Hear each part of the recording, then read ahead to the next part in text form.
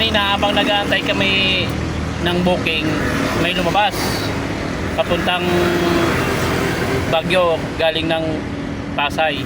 Dito pa rin. Kaso ang bayad niya ng papuntang Baguio 3.5. Babawasan na ilalamove ng 700. Di magkano na lang 2.8. Yung gas pa doon kami doon po kami hindi nagkasundo ng customer ko. Kasi nangingi ako ng dagdag para naman sulit yung akyat.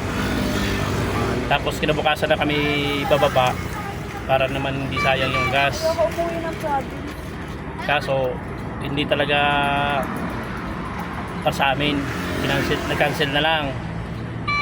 Ay lumabas ulit Malabon to Baguio. Ang binigay naman 4,000. Sa customer na yung toll gate nun. Ang sa amin lang yung magkano yung rate ni Lalamove. Bawasan ng 800, di 3 na lang. Magkano yung gas, mahal ngayon. Kaya hindi kami nagkasundo. Kasi sabi niya sa company daw. Pag company wala talagang additional talaga. Ang ginawa na lang namin kinancel na lang kasi hindi nagkasundo. Sayang, yun pa naman yung pangarap namin na ma-deliveran yung Baguio. Kung magkataon lang, nasa Baguio na sana kami.